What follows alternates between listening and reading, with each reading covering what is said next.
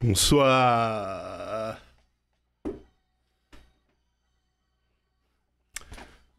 Incroyable le timing, hein, c'est fou ça.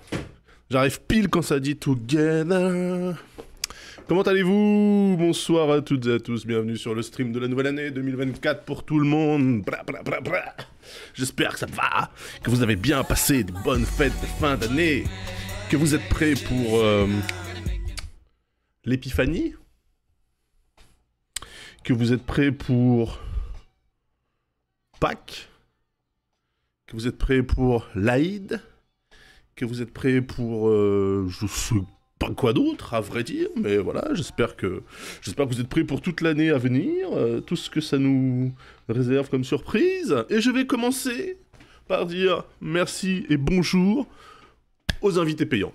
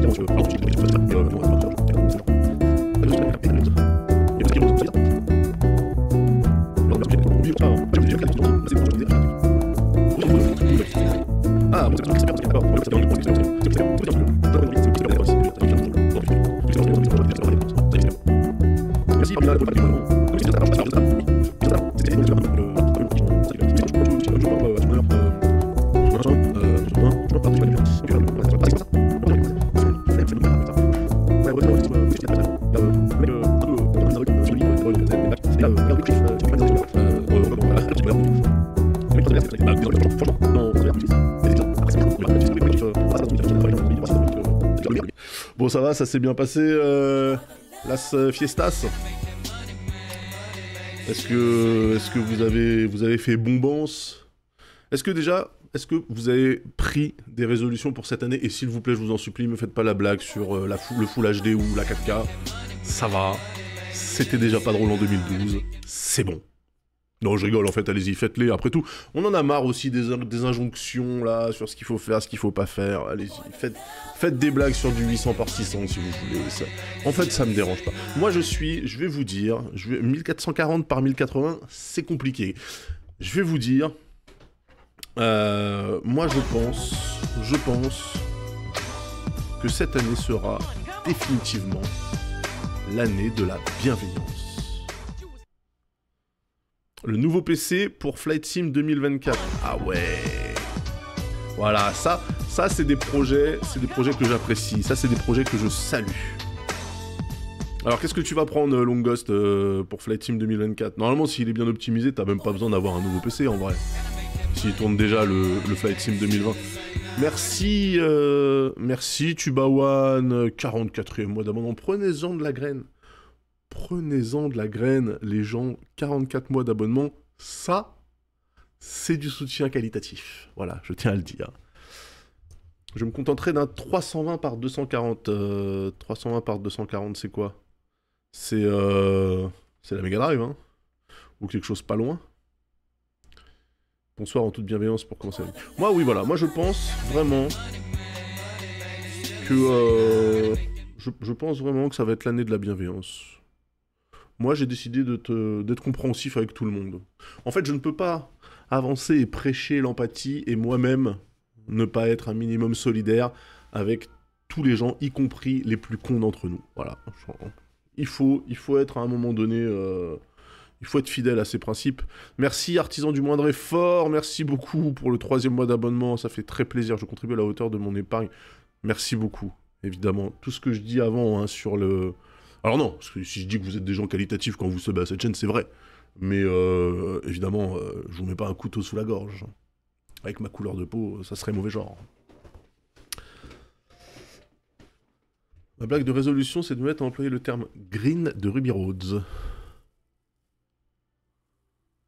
Ok, je ne sais pas qui est Ruby Rhodes. Vous le saviez, ça?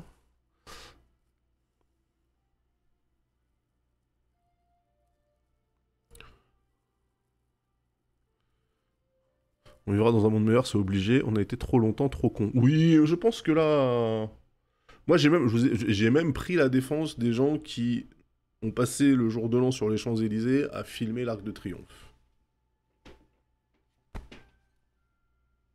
Pour vous dire mon niveau de bienveillance. Ah, Ruby Road, c'est le perso joué par Chris Tucker dans le 5e élément. D'accord. Je me rappelais même pas qu'il avait un nom déjà. Pour moi, c'était Chris Tucker dans le 5e élément. Parce que Chris Tucker, est-ce qu'on peut se dire un petit peu que Jonathan Cohen aujourd'hui, c'est le Chris Tucker des années 90, début 2000. C'est-à-dire un mec qui finalement joue son rôle. Dans n'importe quel film, c'est lui, en fait.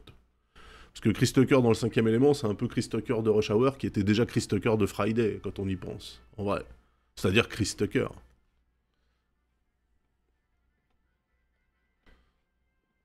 Et merci Barbu Génial pour le Prime 4e mois d'abonnement.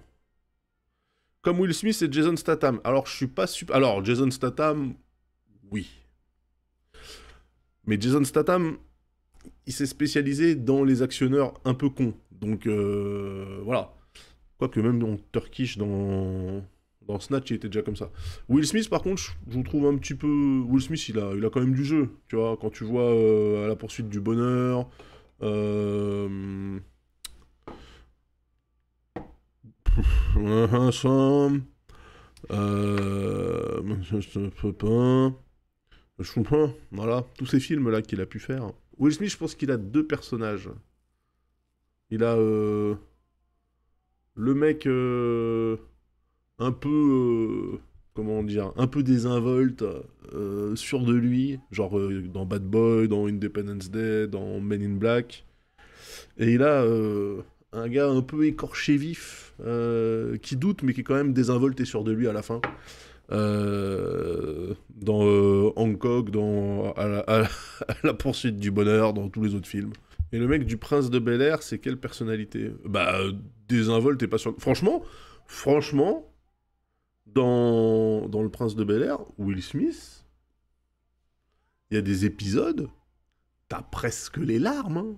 Non mais vraiment, le mec quand il décide de jouer vraiment l'écorché vif, pas à sa place dans ce monde et qui a bien conscience d'être un Afro-Américain dans un pays qui est un peu raciste des Afro-Américains, je peux te dire que cet épisode-là, le meilleur épisode du Prince de Bel-Air, c'est celui où Carlton, justement, réalise qu'il est noir. Et ça fait mal au cœur. Mais en même temps, tu te dis, frérot... Je sais pas si vous vous rappelez de cet épisode, mais c'est l'épisode où il y a un ami de Oncle Phil qui a une grosse Rolls-Royce, je crois, ou une grosse Mercedes à ramener à Palm Springs. Et du coup, Carlton et Will se proposent de prendre la voiture et de la ramener. Et évidemment, ils se font arrêter par un shérif, une fois qu'ils sont sortis de Los Angeles, parce que Palm Springs, c'est à plus de 100 bandes de Los Angeles au sud, donc c'est vraiment au milieu de la pampa. Et ils se font arrêter, ils finissent en cellule, et là, Carlton se rend compte que... Et c'est Oncle Phil qui lui dit, il lui dit, tu peux avoir tout l'argent que tu voudras, tu seras d'abord un noir dans ce pays. Et Carlton, tu sens qu'on lui a brisé un truc, quoi. Très très bon épisode. Très très bon épisode, vraiment. Parce que du coup, ça, pour le coup, il y avait un propos... parce que le Prince de Bel-Air, en fait, il y avait des petits propos politiques, mais un peu en scred et tout. C'était par petites touches. Là, tout l'épisode, tu fais, ah ouais. Ouais, l'abandon du... Ouais, quand Will Smith, quand Will, il parle de son daron... Oh non, ouais, franchement, il joue trop bien. Il joue trop trop bien. Il joue trop trop bien, en vrai. Franchement, il y avait des... Voilà, après, effectivement, il y a un côté très très léger, un côté complètement con avec Hilary, Carlton, etc. Mais Jazz. Jazz, le comic relief de ouf. Mais ouais, franchement, quand Will, ouais, on aborde le sujet de son daron et tout, là... Alors par contre, ouais, je n'ai jamais regardé le remake. Je sais pas ce que ça vaut. À vous de me dire, est-ce que c'est bien ou pas? L'épisode où Hilary devient chanteuse dans un label, c'est sûrement le plus absurde. Mais dès qu'Hilary était au centre de l'épisode, généralement c'était complètement con, mais c'était aussi très très drôle. Ouais, si, il y a eu un remake, il me semble. Ouais. Le remake a l'air bien en vrai, mais je regarderai jamais. Comment ça va, Samora, au fait? Est-ce que tu as passé un bon réveillon du jour de l'an? Il a streamé pour le nouvel an. Ah ouais. Bonne technique, ça. Quoique je sais pas, avec le nombre de gens, de streamers asociaux, peut-être qu'il devait y avoir beaucoup de monde en fait en streamer. Mec, j'ai regardé Hunger Games durant mon réveillon. Ah, jamais regardé Hunger Games. C'était parfait, zéro concu. Il y avait personne sur Twitch pour passer le jour de l'an en stream. Ok, ok, ok. Ah oui, Sylvain de Villebrequin, c'est vrai qu'il fait il fait du stream maintenant, Sylvain Lévy. Alors c'est bien, c'est chouette. C'est un bon lui. Moi je l'aime bien lui. Lui je l'aime bien, je l'aime bien. Alors moi vous savez quoi? Je me suis fait brain par la personne qui partage mon couple. Elle m'a engrainé à regarder tout Harry Potter. Et comme je suis dans l'année de la bienveillance, j'ai décidé de dire ok. Parce que je me suis dit peut-être qu'à un moment donné, j'ai des avis préconçus sur cette saga que je trouve éclatée à la race. Donc je me suis dit donnons sa chance au produit. J'ai regardé, j'ai un peu mieux compris, mais il y a quand même des trucs qui me dérangent. Ta fille, elle a kiffé. Ah, ma fille, premier épisode, elle a dodge. Elle a dit non, c'est nul, je me casse. Voilà. Harry Potter, vraiment, je pense que ça parle vraiment aux gens qui sont nés entre 1985 et 1995. Hein. Après, tout le monde s'en bat les couilles. Hein. Je pense que Harry Potter pour la génération Z, c'est comme Star Wars pour la génération Y, quoi. Boring après 4 films. Alors non, moi au contraire, autant les deux premiers, alors même le deuxième, comme je m'en rappelais relativement bien, parce que je l'avais vu en multi-rediffusion, à chaque fois je chopais un bout différent, donc je voyais à peu près l'histoire. Donc on a skip le deuxième, par contre on avait pris le premier. Le premier, c'est Chris Columbus, c'est ambiance Home Alone slash les Goonies, quoi. Donc c'est un petit peu... c'est Mims, tu vois. Par contre, plus ça va, plus ça se noircit. Hein. Là, j'en suis... c'est quoi qu'on a regardé, là? Le Prince de Sang Mêlé. Ça commence à être dark, hein. Ça commence à être dark. Je dirais pas que c'est dark, genre Les Misérables, mais on s'en rapproche quand même. Hein. Harry Potter, c'est un super truc, mais c'est à la mode de dire que c'est nul. En fait, moi, ce qui me chagrine avec Harry Potter, et ça, ma meuf m'a expliqué, je dis ok, parce que c'est pas très. Enfin, elle me dit dans le livre, c'est un peu mieux expliqué. En gros, je trouve, point de vue perso, vous me dites ce que vous en pensez. Je trouve que les persos sont très simples au niveau de leur motivation, de leur, de leur état d'esprit et tout. Mais je trouve que les situations dans lesquelles on les met, elles sont archi nuancées. Du coup, ça crée un décalage un peu chelou. Le même décalage que moi j'ai quand je regarde un film d'horreur avec des gens qui font n'importe quoi. Parce que tu dis, mais attends... Parce que franchement, moi, en tant qu'outsider, leur école de Poudlard, là, mais ça ne répond à aucune putain de norme de sécurité, cette merde. L'école est dangereuse pour les enfants, en fait. L'école peut te tuer. Tu vois, l'école, c'est n'importe quoi. Donc, en fait, ils se retrouvent dans des trucs où il y a 36 milliards de faux semblants, de gens qui se mentent d'agents doubles, d'agents triples, de machin, et à côté de ça, on a des personnages qui sont turbo simples. Tu vois, très très cons. Du coup, ça crée un décalage de ouf entre les personnages et l'environnement dans lequel ils évoluent, qui est vraiment un peu treacherous, comme on dirait en anglais, c'est-à-dire vraiment un environnement où tu sens qu'il peut se retourner contre toi alors que jusqu'à présent tout allait bien, tu vois. Et en fait, je trouve ça un peu chelou. Et le fait que beaucoup de personnages fonctionnent de manière par énigme, en fait, où tu te dis, bah là, il serait peut-être temps de dire les choses que tu as à dire, frérot, parce que ça fait quand même 1 heure et demie que le perso principal il tourne en rond, là, ça serait peut-être bien que tu lui dises ce que t'as à lui dire depuis le départ, puisqu'apparemment, depuis même l'épisode d'avant, t'avais des trucs à dire, t'en avais gros sur la patate, mais tu te retiens, tu vois, et tu fonctionnes que par petits mots-clés, petits machins, petits messages.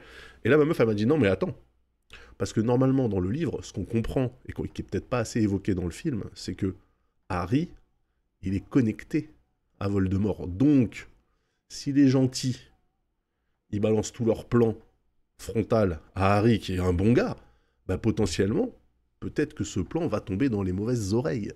Et je dis, ah, ok. En fait, Harry, il est un peu connecté comme Rey, elle est connectée à Ben. Ben Solo dans la dernière trilogie, quoi. Donc, voilà. Ouais, bah voilà, en fait, en gros, et elle me dit, dans le bouquin, la personnalité d'Harry, elle est beaucoup plus détaillée. Tu comprends qu'à un moment donné, il a le seum contre Dumbledore, qu'il est vénère, qu'il en a marre de Ron, qui est complètement con, machin, machin, machin, machin. Ça, pareil, tu le vois pas. En fait, Harry, quand il est vraiment en souffrance, il prend le même air que Frodo, là, quand il doit porter l'anneau dans la montagne du destin, là, il est là... Et tu comprends qu'il est en souffrance intense, mais bon... Pas touche à Lord of the Rings. Alors c'est marrant parce que je me le refais aussi. Harry, il est connecté juste pour lui filer des balles de crâne de temps en temps, mais ça a zéro conséquence en vrai. Ouais, je sais pas, ma meuf, elle m'a dit ça, parce que je dis, mais attends... Ça fait pas 1h30, il nous pète les couilles avec cette histoire-là. Comment ça se fait que juste il lui dit pas, bah voilà, c'est ça qui se passe, tu vois. Et à chaque fois, en train de faire des petits, des circonvolutions comme ça. Harry, c'est un peu notre Andromeda Shun de la gêne Y. Non, mais franchement, juste vous dites Frodo Sake de la trilogie du Seigneur des Anneaux. Parce que franchement, heureusement que Sam, il est là quand même. Hein. Le 6ème livre, bah, ça doit être les Horcruxes numéro 1 là. En fait, le truc, c'est que. Alors, par contre, ça, je trouve ça cool. C'est que dans Harry Potter, les personnages, ils meurent comme dans Game of Thrones, en fait. C'est-à-dire que on te fait un build-up de 2 films et demi pour que le gars... Avada Kedavra, là, et boum, il y a plus, hein. Et c'est pas genre, non mais il va revenir, peut-être en esprit, son âme a rejoint la force, et après il va guider avec des visions... non, non, non, que dalle, il n'y a pas de prophétique, il n'y a rien. Et le perso, il était là, pif paf, il est plus là, c'est terminé, on le reverra plus, hein. D'ailleurs, à ce propos, parce que moi j'aimais bien Cédric Diggory quand même. Franchement, je le kiffais lui. Il est mort un peu salement quand même. Mais alors, Sirius Black, les amis. Useless sur 20. Pour le coup, tu comprends aussi mieux dans les bouquins que Frodon est totalement bouffé par l'anneau et que le seul héros de la communauté c'est Sam. Ah, on est d'accord. Sam, Aragorn un peu quand même.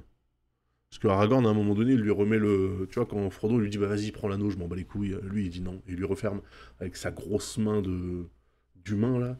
Il referme la petite main chétive. C'est un truc que je comprends pas, d'ailleurs, pourquoi les hobbits ont des gigapieds, mais des micro-mains. Un peu comme des écureuils, c'est chelou. Le pire rôle de Gary Oldman, on est d'accord. Non, mais on sent que l'anneau, il bouffe Frodon, tu vois. Ça, c'est pas... C'est juste que l'anneau qui bouffe ton âme, ça veut dire que t'es comme ça. Pendant 3 heures. Tu transpires et tout. En fait, on dirait juste, Frodon, il a, genre, à un moment donné, il a la maladie de Crohn, tu vois, il risque de se chier dessus, c'est ça le feeling que t'as, quoi. En fait, Sirius Black, là, je reviens sur Harry Potter. Sirius Black, ils font tout un film sur le prisonnier d'Azkaban. En fait, la main feature du personnage, c'est de te parler depuis un feu de cheminée, quoi. Globalement, hein. Parce que l'ordre du Phénix, machin mon cul, là, on en parle dans l'épisode d'après. Sirius Black, il se fait one shot, tac tac, on n'en parle plus. Et après, l'ordre du Phénix, on le revoit plus. Là, je suis à l'épisode, donc le prince de sang mêlé, là, l'ordre du Phénix n'existe plus, là. On ne l'a pas vu, on ne l'a pas revu. Black, il sert à introduire le lore de la génération des parents de Harry, c'est tout. Oui, mais alors, et c'est ça que je comprends pas. Il y a des gens, quand ils meurent, ils meurent. Il y a des gens, genre Cédric Diggory, quand il canne, le lendemain, c'est comme si le mec n'avait jamais existé. Je veux dire, on le reverra plus jamais. Les parents de Harry, ils les voient de temps en temps dans des miroirs, machin, etc. Et ils sont comme ça, en disant c'est bien mon fils. C'est bien, t'es un vrai et tout, machin. Et je me dis, pourquoi ce traitement différent dans la mort? Surtout que dans les films, on découvre Sirius pour qu'il meure au film d'après. Mais oui, c'est ça. Et surtout, il n'a rien apporté, à part se battre contre le loup-garou, là, qui est son srab en plus. Et découvrir que ils ont une cachette sous l'arbre qui met des coups de tête, là. Les persos sont un peu à leur nom, le miroir montre ce qu'ils désirent. Ah, d'accord. Donc ils désirent pas Cédric Diggory, quoi. Qui était quand même un bon perso, c'était un bon gars. C'était un bon gars. Non mais voilà, il y a des trucs... en fait j'ai vraiment du... J'ai un décalage entre vraiment les persos qui sont turbo simples et l'environnement qui est quand même... Bon après, on passe notre temps à découvrir des nouveaux trucs qui seront jamais réutilisés, tu sais, des capacités, des pouvoirs, des trucs... On On te les montre et tout, ça focus dessus pendant 5 minutes, et puis après, allez, salut, ciao, et on n'en revoit plus jamais la couleur, bon. Bah non, là, c'est ce que je disais, là, je suis au Prince de Sang Mêlé, moi, hein. Si c'est à moi que tu t'adresses. J'ai fini le Prince de Sang Mêlé, donc il me reste les Reliques de la Mort 1 et 2. Et par contre, alors, mais peut-être que je suis aussi pas assez déconstruit, le bail J.K. Rowling, tout ça, là, j'ai pas compris dans la narration des films à quel moment il y avait, à part du bullying classique, bon voilà, c'est un film des années 2000, hein, mais genre de la transphobie et tout, là, j'ai pas capté. Ouais, moi je pensais que c'était à l'intérieur de, genre que j'avais cru comprendre qu'il y avait des tropes narratifs qui étaient très bancals, mais en fait non. Si dans les bouquins il y a de l'antisémitisme et du racisme, plus. Oui mais alors attention, bonjour maman. Non mais attention, si c'est pour dire que dans les bouquins il y a des persos qui sont racistes, bah oui. Mais en fait en vrai c'est bien, tant que on comprend que la posture de ces personnages, enfin elle est pas glorifiée par le livre, bah ouais, c'est bien aussi qu'il y ait des personnages comme ça, genre les Malfoy, quand même, c'est des fils de timbre de père en fils et de mère en fils. Et j'attendais un arc rédempteur de Draco, je sais pas comment on dit, Malfoy. Dans le 6, on comprend juste qu'il a pas de colonne vertébrale, mais ça on l'avait compris depuis le premier. Et je soupçonne, mais me spoilez pas, je soupçonne Rogue quand même d'être un double agent triple. Hein. Je soupçonne Dumbledore d'avoir fait une Obi-Wan Kenobi, un peu je reviendrai plus fort dans la force, tu vois. Il y a un perso noir, l'un des seuls, son nom c'est celui des menottes que portaient les esclaves. Oui, Shacklebolt, c'est ça que je vois. On dirait un nom de super-héros aussi. Pardon. Mais par contre, dans les films, c'est assez divers, parce que j'ai recroisé le fils du psychohistorien dans Foundation. C'est un Renoir, je sais plus comment il s'appelle. Mais je l'ai vu, à la table du banquet, là, à la cantoche, là, où ils sont tous là. Et le mec, il est toujours là, il est toujours au second plan. Tu sais, t'as toujours 3-4 acteurs et actrices qui sont toujours au second plan depuis l'épisode 1. Je sais plus comment il s'appelle. Dean Thomas, le perso. Attends, je vais te dire si c'est lui.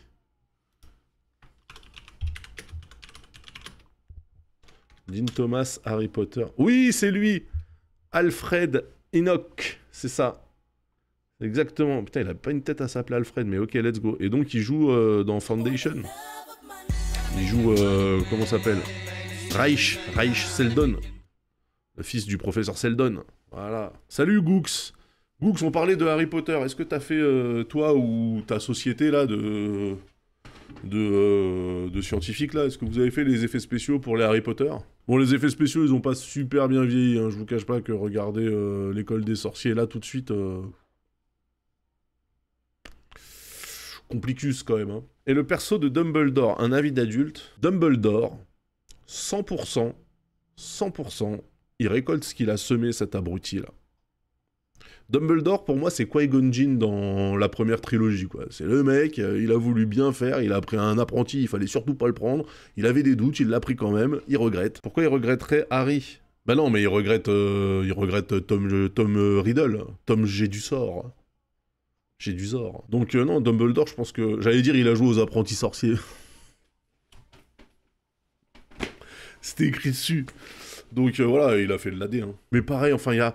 Au niveau norme éducative, on est où, là? On est où le Hagrid, on comprend pas ce qu'il fait. On comprend pas... On comprend qu'il rend des services au principal. C'est lui qui doit lui ramener sa drogue, c'est tout. On comprend pas, il vit sur le truc, mais il donne aucun cours à personne. Je comprends pas, il vit au crochet il est comme un gardien, mais il y a déjà un gardien, il y a l'autre là, le sbire, qui s'amuse à clouer des trucs au... Tiens, pareil, la meuf qui est... J'avais dit à ma meuf, putain c'est marrant, on dirait vraiment la reine Elisabeth, elle me dit oui, c'est elle qui joue aussi la reine Elisabeth dans The Crown. Professeur Ombrage.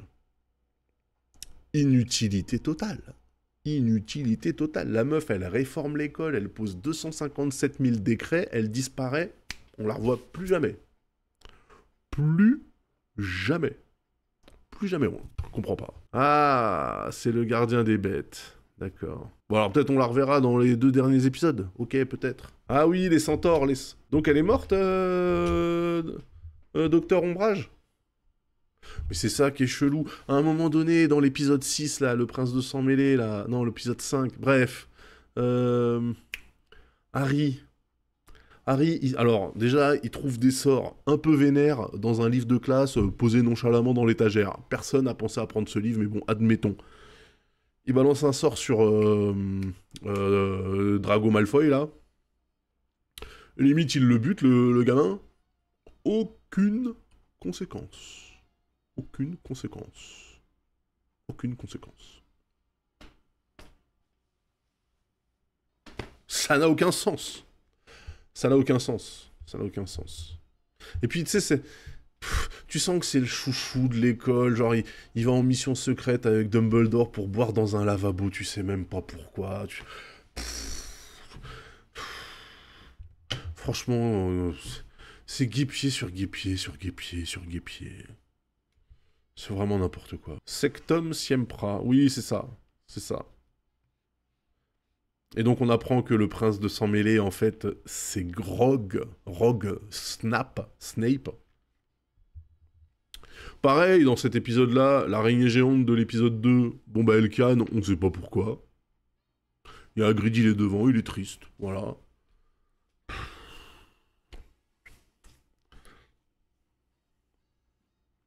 En parlant de trucs qui n'ont pas de sens, on en parle du Quidditch. Bah moi j'ai vu des gens faire une vraie partie, hein, donc sans voler du coup, parce que on n'arrive pas encore à voler. Enfin en tout cas pas dans les airs. Harry, il est... Oui alors pareil, il y a aussi ce délire là. Ils sont les meilleurs amis du monde à la school, et après l'école, ils se voient plus les mecs. L'autre, il repart dans sa banlieue éclatée là, d'Angleterre, là, je sais même pas pourquoi, genre banlieue de Coventry, quoi, vraiment l'enfer, tu vois. Tu te dis, mais mec, t'es sorcier, reste là-bas en fait, qu'est-ce que tu nous fais chier, tu vois. Il est obligé de rentrer chez sa tante pour la protection d'eux. Pareil, en fait, pourquoi est-ce qu'on lui met des responsabilités comme ça sur ses épaules à lui? Y a pas un Dumbledore ou la meuf qui se transforme en chat, là, qui sert à que dalle, d'ailleurs, qui pourrait, genre, je sais pas, à un moment donné, relever leurs manches et puis faire du travail, en fait Quel enfer. Ah oui, c'est l'élu. C'est pour ça, en fait, tu vois, ça mélange du Matrix, du Star Wars, et tout, du Ready Player One, je peux plus.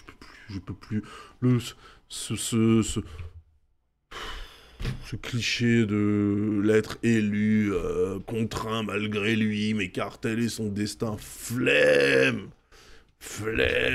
Oui, j'ai placé un petit Ready Player One parce que je l'ai regardé aussi. Ma fille a beaucoup aimé. Alors que c'est quand même de la merde, hein, je trouve. Ready Player One, la première fois que je l'ai vu, j'avais trouvé ça à chier. En vrai, ça passe. Alors moi, la première fois que je l'ai vu, j'avais trouvé ça à chier. Et la deuxième fois que je l'ai vu, j'ai trouvé ça encore pire. Petit rappel, le livre RPO est encore plus à chier que le film.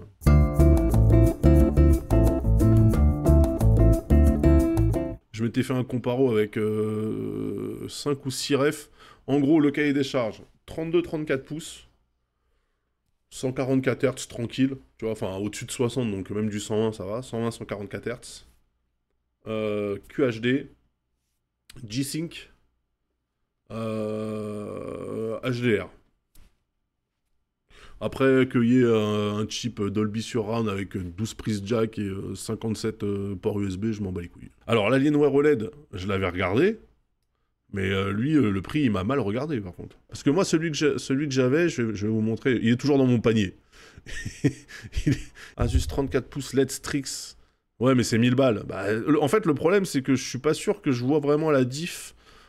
Parce que 1000 balles, si tous les autres étaient à 800, je comprendrais, je me dirais, vas-y. Mais là, je suis à 399, là.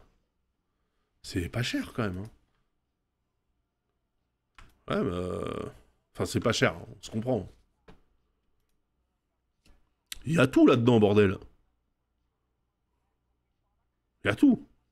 Ouais, il est G-Sync. Merde, il est pas G-Sync? Si, il est G-Sync. Bah, il est pas G-Sync. Putain, mais il était G-Sync avant. Si, compatible G-Sync, c'est bon. Ouh. G-Sync, c'est la techno de synchronisation de l'image entre ce que l'écran affiche et ce que la carte graphique est capable de cracher. C'est comme le variable refresh rate sur les nouvelles consoles là. Sauf que c'est géré par Nvidia et que c'est une licence parce qu'il faut mettre une petite puce dans les écrans. Et donc en fait l'écran s'adapte à ce que ta carte graphique crache. Donc en fait t'as jamais de tearing ou de trucs comme ça. C'est du framerate variable quoi. Alors le LG, je vais vous dire, j'y ai pensé. Les Ultra Gear là, le GN 850 et même le GQ 850, je l'ai envisagé fort. Je l'ai envisagé fort. Attendez, je vais voir si je peux vous mettre...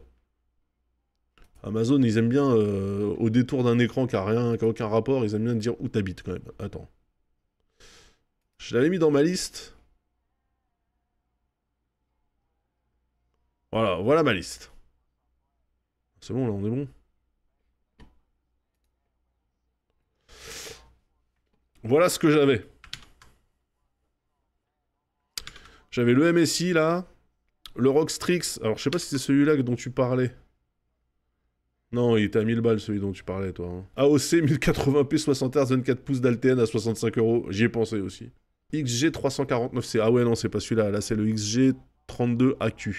Et donc, il y avait un Ultra Gear en bas, là. Ouais, Ultra Gear, j'y ai pensé fort, hein. J'y ai pensé fort à celui-là, là.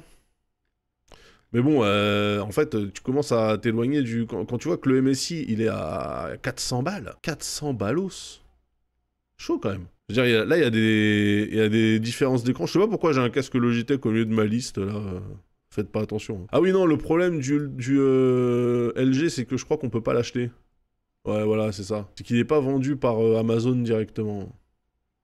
Donc moi, j'ai pas confiance. Samsung, ben en fait, je crois que j'en avais un dans la liste et je l'ai shooté parce que pas trop d'intérêt. En fait, j'ai un écran Samsung sous les yeux. Je me dis, quitte à changer, autant prendre une marque autre chose, quoi. Ouais, il était cool le Ultra Gear là, mais bon, le MSI, franchement, il m'a l'air chouettos aussi, hein. Franchement, en plus il est Quantum Dot, donc il est QLED, hein, comme le Samsung que j'ai là. Après les mag, je sais pas, moi j'ai mag, MPG, je comprends rien à la gamme de... Ils ont leur écusson Ferrari moche derrière là, mais bon c'est derrière donc ça va. LG 34 LED, ultra wide, ouais mais ça va me coûter une couille cette affaire là. Après j'allais sur LCD Compare aussi, je m'étais fait un beau comparo là, mais... Je sais pas s'il le garde en tête le truc, non je pense pas, hein. Faut pas... Ah mais si! Ah voilà, j'avais comparé la sélection. Bah voilà, parfait, regardez. J'avais retenu donc les deux AOC là. Enfin, il y en a un, c'est un Aegon machin gaming là. Le Asus, le LG. Et donc le MSI, je ne comprends pas. C'est un ovni, ou alors il est éclatard. Mais il y a aussi des écrans, tu vois, ça me faisait chier. Genre le Ultra Gear là, avril 2021, je me dis... on est en janvier 2024, ça m'emmerde d'acheter un écran qui est sorti à 4 piges, quoi, tu vois. Donc j'ai tout comparé, je m'étais dit, allez, le MSI a l'air d'être un safe bet, mais... Le site Airthings est très bien pour voir les caractères des écrans. Moins de 500 €, lequel? Attendez. Lequel que tu m'as dit? Le Odyssey G5, là? C'est quoi, je vais le rajouter dans ma... Ah ouais, non, mais ça, c'est trop énervé, ça. 400 balles. Là, par contre, ça me semble pas assez cher. Et l'autre que t'avais dit? Le LG LED, là? Il a l'air vénère incurvé, quand même. Je suis pas sûr que je veuille de l'incurvé, là, Je suis pas sûr, hein. Je suis pas sûr de le... Ah, Ultra Wide, c'est pas Ultra Gear, pardon. Comment ça se fait que c'est aussi peu cher? C'est quoi la douille? Il y a forcément une douille. J'ai la haussé depuis 2 mois, j'en suis fort content. Mais oui, mais justement, vous avez le biais de l'acheteur. Vous avez le biais de l'acheteur. Je me méfie comme de la peste de tout cela. Buddy McBee, le AOC dont tu parles, c'est un 27 pouces. Moi, je veux du 32 ou du 34. Hein. Ah, Acer aussi, c'est mes amis, ceux-là. Bah, une dalle IPS, l'IPS, c'est bien, non? Enfin, pour moi, je me rappelle que c'était ce qui avait les meilleurs angles de vue et tout. Tu vois, TFT IPS, je me dis, ok, dans mes souvenirs, le VA, c'était chouette pour la réactivité si t'étais un PGM, mais ça, j'en ai un peu rien à foutre. Moi, je préfère des couleurs riches en calcium, dans l'absolu. 170 Hz en DisplayPort, c'est bien. 144 en HDMI, ça me dérange pas. Voilà. Ok. Non, franchement, le MSI m'avait l'air d'être un safe bait, mais je me dis, il y a forcément un loup quelque part. On entre en 2024, il te faut de l'OLED. Bah oui, mais mon budget, le budget, les gars, si c'était un écran qu'on m'offrait... Mais non, moi je m'étais dit, j'ai 500 balles à mettre là-dedans, donc... Déjà, honnêtement, je suis très surpris d'avoir des écrans de cette diagonale-là à ce prix-là. Moi, j'étais persuadé qu'un écran 32-34 pouces, même en QHD, c'était à 800 balles, quoi, tu vois. Même Agbu, il a une TV OLED maintenant. Bah ouais, mais Agbu, c'est un traître, j'ai toujours dit. Lui-même le sait. Lui-même, il est au courant. Il sait très bien, il sait très bien. Agbou, il s'embourgeoise. Depuis qu'il a déménagé, c'est plus le même homme. Avant, il était dans le 9-4, je le respectais, mais maintenant qu'il est reparti dans son 95. J'ai toujours été chez Iyama. Iyama, c'était fort à l'époque des écrans cathodiques qui pesaient 26 kilos. Je sais pas si ça vaut le coup. Il y avait un Iyama qui était imbattable, là, celui en Full HD à l'ancienne, là, à 200 balles. J'avais eu un 32 pouces VA 1440p, j'en étais satisfait. Bah là, de toute façon, c'est le cas, non? Les LG, le Ultra Gear que j'avais shortlisté, là, les deux d'ailleurs. Ah non, c'était le GP et le GQ. C'est du nano IPS. Ok. LG, c'est bien en général. Ouais. Ouais, mais en fait, non, mais moi, je cherchais le loup. Tu vois, je cherchais le loup. Je me disais, il y a forcément une douille. Pour que ça soit abordable. Hein. Et comme j'avais un peu lâché le marché de vue, je sais plus trop ce qui se fait, ce qui se fait pas, ce qu'il faut éviter, genre les mix de techno qui servent à rien. Genre par exemple à un moment donné, je voyais des ports DisplayPort 1.4, je me dis ah là là, 1.4 c'est quand même mieux que 1.2, tu vois, et en vrai on s'en bat les couilles, la bande passante pour du QHD, on en a rien à foutre en fait, mais donc voilà, quand tu regardes les fiches de spec comme ça là, t'es là, tu fais oh non, moi j'ai du 1.2A sur le MSI que je vise, les autres sont 1.4, aïe aïe aïe. Est-ce que je vais bien le vivre? En fait, oui, on s'en bat les couilles. Mais on a toujours tendance à vouloir la fiche de spec la plus maxée, alors qu'au final, on s'en tape un peu, quoi. Franchement, le HDR, c'est le truc. S'il y a, c'est bien. S'il y a pas, ben, OSEF, ouais, on est d'accord. Ben, je sais pas sur quel aspect il faut pas transiger, en fait. C'est ça le problème. Sur toute la fiche de spec, là, je ne sais pas sur quel truc tu dois pas mégoter, tu vois. Donc là, comme un con, je reste sur la techno, et donc de la dalle, et le refresh rate. Parce que, sachant que la résolution, je la connais, enfin, la définition, pardon, c'est celle que j'ai choisie moi, donc ça me va. Mais après, tu vois, le nombre de candela au mètre carré et tout, j'imagine que le plus, c'est le mieux, tu vois. Mais ils sont tous... Par exemple, le Samsung a 250 candela, alors qu'il y en a qui montent à 450 en luminosité typique, hein, pas max. Je me dis, c'est Bresson, là-bas. Hein. Dalle, refresh et G-Sync, ouais. FreeSync, compatible G-Sync, 144 Hz, IPS ou VA et couleur pas pétée, ouais. Refresh rate, delta, dynamique. Ah voilà, là on parle d'autres trucs encore, ouais. Après je me doute bien que s'ils te vendent les mêmes écrans avec une lettre qui change dans le nom et le prix il passe de 400 à 999 euros, j'imagine bien que bon, IPS faut pas compter sur le contraste. De toute façon le contraste pareil, c'est des infos, pour moi c'est... C'est comme quand tu me dis, bah, il a 47 milliards d'euros sur son compte, ça ne veut rien dire en fait. Tu vois, par exemple, là, le contraste. J'ai un contraste typique, 1200 pour 1. Bon, bah, je comprends que c'est pas une valeur de ouf, mais d'un autre côté, les LG que j'envisageais, ils sont à 1000. Donc, ils sont moins bien. Par contre, le ultra-wide, là, il est à 3000. C'est bien, ça. Et le AOC, il est à 4000. Mais les deux AOC, là, ils sont pas G-Sync, donc ça dégage. Et après, en contraste dynamique, je commence à lire des valeurs qui veulent plus rien dire. Genre 100 millions pour 1. HDCR. Technologie destinée à optimiser la perception des détails dans les zones claires et sombres des images. Voilà, bon bah voilà, super. J'ai des gens qui me disent en DM que c'était plus intéressant quand je parlais de Harry Potter. Pardon, déjà, je me suis tapé Harry Potter. Non mais rendez-vous compte de l'effort quand même. Hein, parce que moi j'avais pas 8 ans et demi en 1997. Hein. C'est vraiment important le planning. Je sais pas, ça m'aura... En fait, je constate que les gens qui sont sur notre créneau, ils font ça. Ils font des plannings et ils font des récaps annuels. Deux choses que je ne fais pas. À part avec vous quand je suis en stream ici, voilà. Là, ce qui fait un planning à la MV. Bah oui, MV, vous avez vu, MV est dans le top 20. Non. Il est top 10. Non, top 11.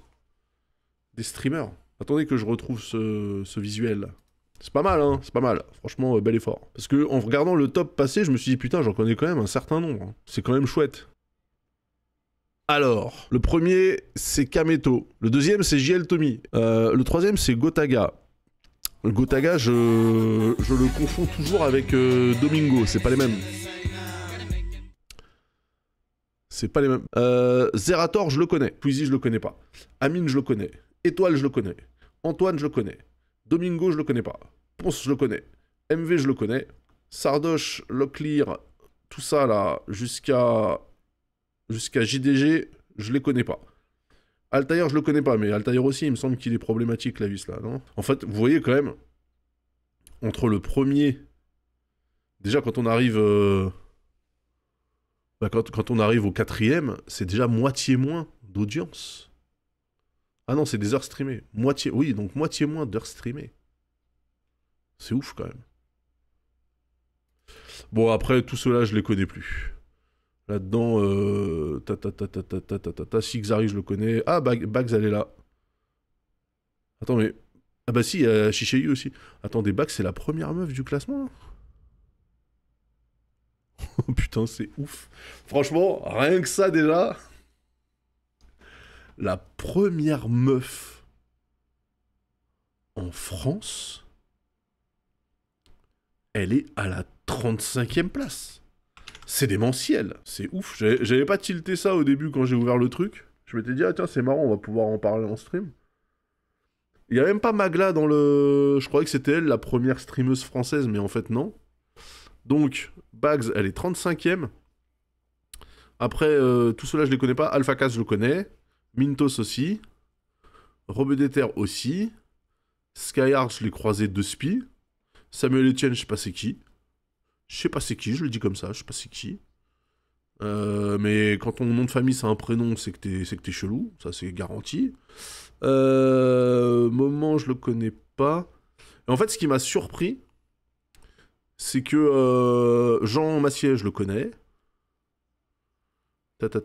Jiraya aussi. Kenny, Kenny, il fait plaisir, il est là. Zach Nani, je connais App. Orti, je connais.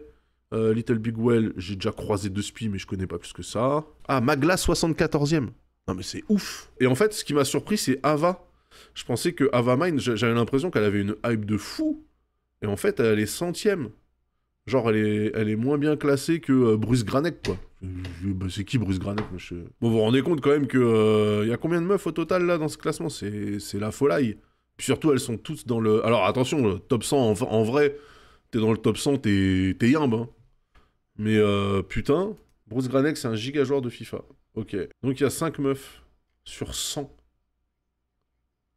Il y a 5 meufs sur 100. 6 parce qu'il y a Gomar. Ok, donc il y a 6 meufs. Et effectivement, la première, c'est Bagheera, qui est 35e. Eh bah putain. Avec 4 millions d'heures, hein, quand même. C'est pas dégueulasse. Hein. Mais vous avez vu comment derrière, en fait, tout le monde est dans un mouchoir de poche. Hein, genre entre le 27e et le 39e, ils sont tous à 4 millions et quelques. Alors que... alors qu'il y a... Entre le premier et le deuxième, il y a quasiment 10 millions d'écart. Hein. C'est ouf.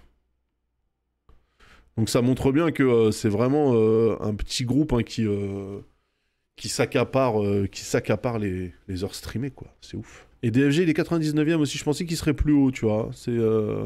Et ce qui est marrant, c'est qu'effectivement, il y a évidemment des noms que j'ai vu passer et que je connais, tu vois. Même sans avoir regardé leur truc, je visualise à peu près. Et puis t'en as d'autres, par contre, c'est la surprise. Genre Hydro, je sais pas c'est qui. Sulensan, je sais pas qui c'est. Et Monsieur B-Boy 45, mais je confonds peut-être. Humility, je vois pas du tout, c'est ouf. Hydro, c'est la F1, d'accord. Ouais, B-Boy, non mais B-Boy, j'ai vu le nom passer, mais je pensais pas qu'il sera à ce niveau-là.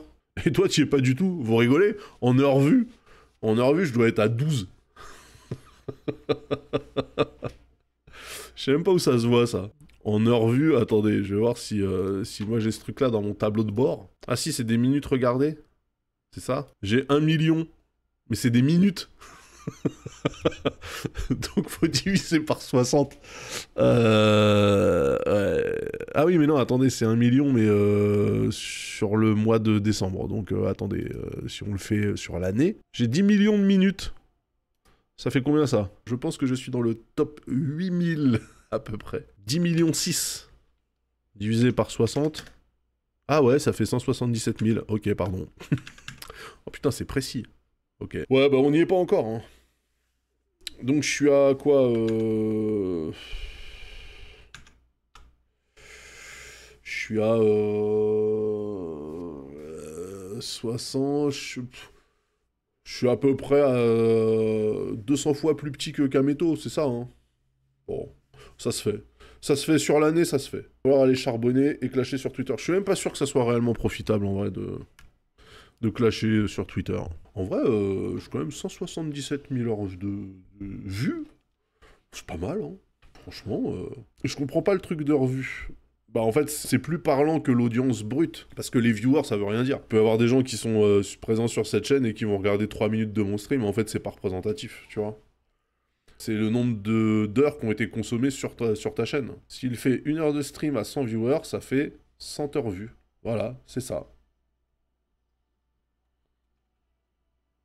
1 heure de stream vue par 1000 personnes. On peut voir un stream une fois pendant 1000 heures, mais on peut pas voir 1000 streams une fois pendant 1 heure. Ça doit prendre aussi en compte les gens qui regardent en replay. Oui, oui, sûrement. Et puis ça prend pas en compte le fait que bah, tes replays, tu les postes... Moi, par exemple, mes replays, je les poste sur YouTube. Des fois, j'ai 100 vues dessus. Hey, hey, hey. Les replays que je mets sur YouTube, je mets pas tous mes replays sur YouTube, mais je mets ceux qui font sens. Et en plus, je les édite. Pour virer toute la parlotte et tout, pour qu'on soit dans le jeu. Donc, c'est pour ça que si au Rama, la dernière fois, on y a joué 3 heures, et que le replay, il doit faire 3 heures. En fait, ok, parce que je l'ai pas beaucoup édité, j'avoue. Oh, je suis à une personne des 2100 abonnés sur ma chaîne YouTube. Hein. Quelle durée le replay Ports of Call? Il fait 2h30 alors qu'on a joué 3h30, je crois. Enfin, le stream a duré 3h30. Oh, mais j'ai des commentaires en plus et tout. Oh, trop bien. Je sais pas si c'est pas des bots, mais moi je mets des pouces à tout le monde. Hop là. D'ailleurs, il annonce le retour des streams autour du monde. Oui, et la seule... Ah bah tiens, je vais en profiter pour vérifier ça tant que vous êtes là, comme ça, parce que je me dis ça depuis ce matin en me disant putain, il faut que j'aille vérifier, il faut que j'aille vérifier. Est-ce que j'ai juste les fichiers, putain? En fait, ça a demandé de la prep quand même, hein, les streams autour du monde avec Fibre. On se rend pas compte comme ça, mais parce que lui, il arrive, il déroule tous les trucs qu'il avait déjà fait pour The Beautiful Walk et tout le monde est content là. En fait, c'est un peu plus technique, hein, pour moi. Alors, je réexplique. En fait, on envisage de reprendre les streams autour du monde avec Fibre. Donc, vous savez que Fibre, il avait une application qui s'appelait The Beautiful Walk, hein, qui prenait les données de votre podomètre et qui faisait comme si vous faisiez le tour du monde à pied. Donc il y avait plein d'étapes GPS, parce qu'en fait c'était un petit peu, c'était gamifié son truc, donc à chaque étape il y avait des petits choix à faire, des trucs comme ça, des facts, des trivia, etc. J'ai repris, donc le but c'était de reprendre tous les points de The Beautiful Walk, et de les foutre dans Flight Sim, pour qu'on puisse faire le tour du monde en avion, en suivant son chemin. Et donc tous ces points, je suis obligé... pour que ça fonctionne du coup, je suis obligé, de les rentrer dans Sky Vector, donc les points sont ici, hein, voilà, c'est des coordonnées, tout simplement, donc depuis le départ, on est parti quand même de Le Bourget. Parce que lui, en fait, The Beautiful Walk, tu pars du Jardin des Plantes, mais moi, il me fallait un aéroport. Donc je suis parti du Bourget, on a survolé Paris, on a fait tout ça, on est passé en Allemagne, Autriche, Slovénie, Croatie, Serbie, Bulgarie, rappelez-vous, la capitale mondiale de la pastèque, je sais plus quelle ville c'était, Turquie, et là maintenant on est en Iran, et il me semble qu'on a passé, je sais pas si on a passé la frontière ou si j'avais juste préparé les vols, mais il me semble qu'on a fait ça, Erzurum, là ça me dit quelque chose. Donc une fois que j'ai ces coordonnées GPS, je les mets dans Sky Vector, pour avoir des coordonnées utilisables sur des plans de vol, et après, pour générer un fichier de plan de vol, je vais sur SimBrief, je rentre les points, et ça me génère un fichier, que je rentre ensuite dans Flight Sim. Mais voilà ce que ça donne. Voilà, donc c'est bon, ça va marcher. Écoutez, je pense que...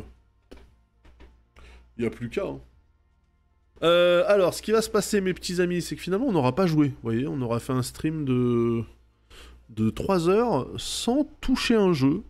Donc je retiens que les gens ont voté pour, là-bas, pour Siorama. Donc on jouera à ça la prochaine fois. Manque plus qu'un fibre tigre. Ouais, mais ça c'est facile. Ça, le fibre tigre, il coûte pas cher, il est dispo, ça s'attrape facilement. Tu te penches dans la nature, t'en ramasses un sans problème. Le plus chiant, c'était les plans de vol et tout. Donc ça, c'est réglé. Je vais pouvoir lui envoyer un petit message pour lui dire c'est bon. Pour moi, on a ce qu'il faut. Merci beaucoup pour votre soutien. Merci d'être encore présent à cette heure tardive. Je vous souhaite une excellente journée, une excellente année également. Nous, on va faire plein de trucs cette année, voilà, donc restez branchés. Ciao.